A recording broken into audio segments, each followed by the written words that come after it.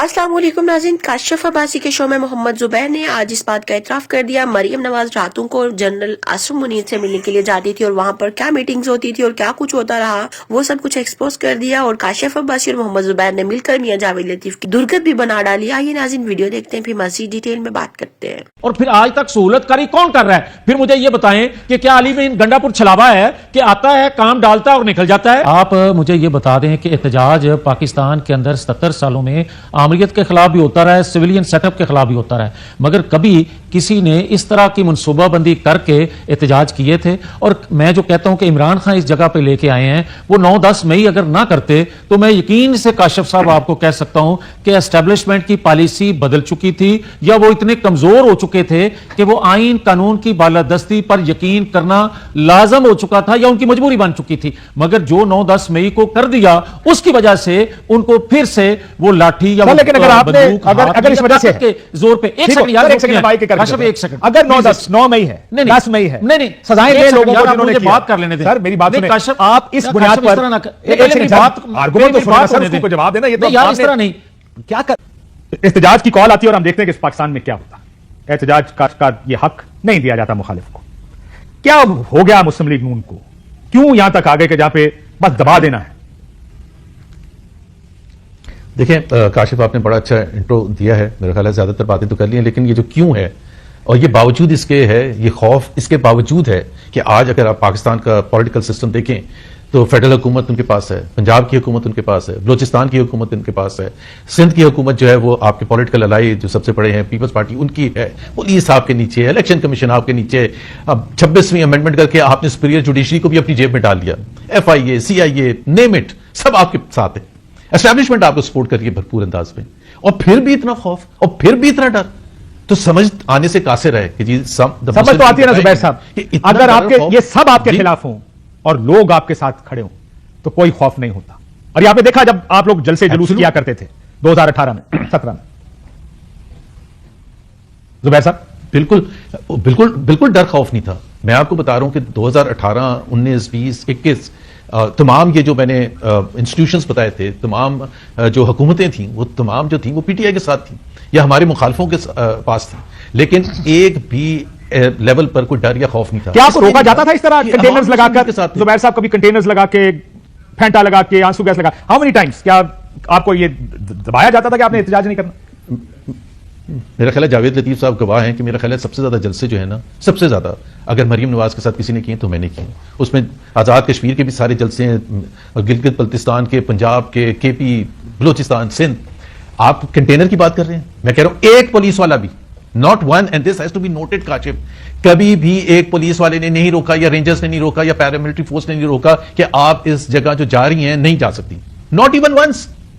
और मैं यही सवाल पूछता हूं कि कन्फ्रंटेशन तो होनी है ना। अगर सपोज करें हम इस्लामाबाद जा रहे थे रैली करने के लिए, 18 जनवरी 2021 की बात है, हमने पिंडी से रैली शुरू की और हम पिंडी से होते हुए आए हैं और हम सरीना चौक से होते हुए राइट पर जाके कॉन्स्टिट्यूशन एवेन्यू पर जाना था। मैं एक सवाल पूछता हूं कि भाई अगर सपोज करें कि वहां रोका जाता, कंटेनर लगे होते, पुलिस की नफरी होती दबा के, तो मरियम नवाज क्या कहती हैं कि चले वापस चलें, चूंकि हमें जाने नहीं देते। जाहिर सी बात है वो अपने वर्कर्स को कहती हैं, हम सबको कहती हैं या बढ़ो आगे और तोड़ो इन रुकावटों को, 100% कहती हैं। सो आप जब ये लगाते हैं, सारे कंटेनर्स लगाते हैं, आप नफरी में इजाफा करते हैं, आप सिंध की भी पुलिस बुला लेते हैं, तो आप क्या एक्सपेक्ट कर रहे हैं कि पाकिस्तान में पूरा मन प्रोटेस्ट होगा? मैं यही सवाल अगर इजाजत दें कि मैं जावेद लतीफ साहब से बोलूं, मियां साहब जी ये सोच है फिर कि कहां से आई सोच?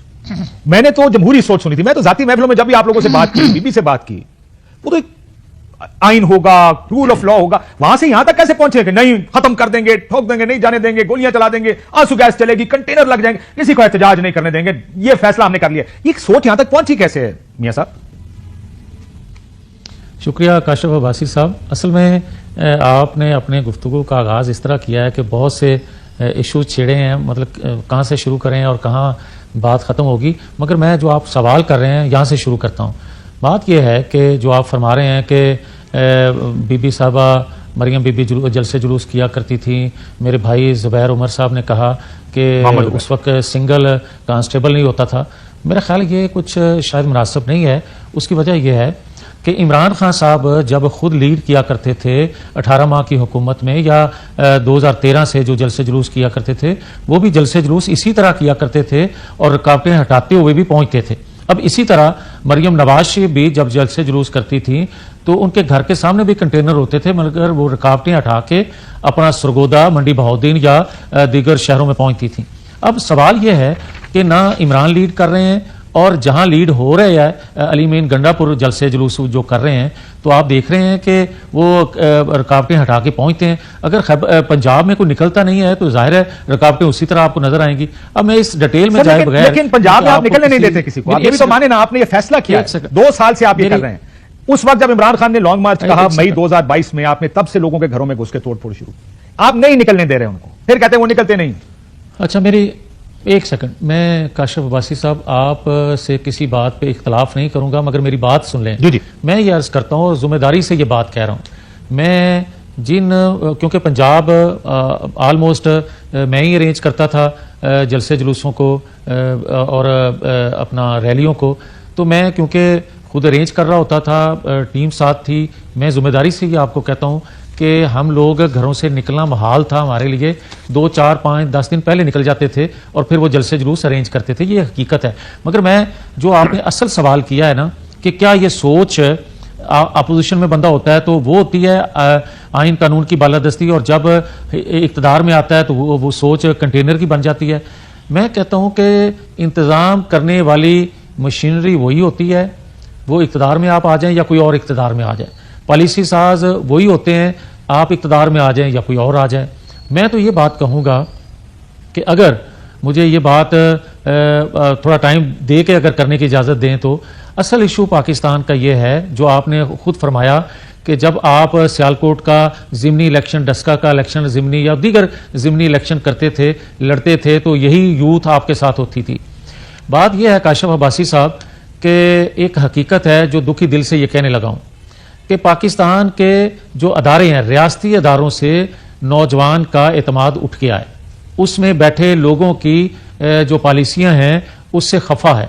बेशुमार इशू, सिर्फ सियासी अप्रोच या सियासत करने के लिए नौजवान नहीं निकला, नौजवान को रोजगार की तलाश है, नौजवान को तालीम, सेहत, नौजवान को मईशत के हवाले से ये फिक्र है वहां उसको। लेकिन आपने इकोनॉमी को ले आए 4% पर, 10 मई को पीटते जाएं। मैं ये कहता हूं कि उसकी वजह से या उसकी अम्ब्रेला तले फिर से ताकत का इस्तेमाल होना शुरू हो गया है। अब हो क्या रहा है, मुझे ये बताएं कि नवाज शरीफ साहब को अल्लाह से जिंदगी दे, एक वक्त आना है, हर बंदे ने जाना है, नवाज शरीफ हों, इमरान खान साहब हों, जरदारी साहब हों या मौलाना फजल रहमान साहब हों, अचकजई साहब। जी तो नाज़रीन, ये थी आज की वीडियो। उम्मीद करती हूँ आप लोगों को वीडियो अच्छी लगी होगी। वीडियो के बारे में अपनी राय जरूर दीजिएगा, चैनल को सब्सक्राइब करना मत भूलिएगा। मिलते हैं अगली वीडियो में, तब तक के लिए खुदा हाफिज़।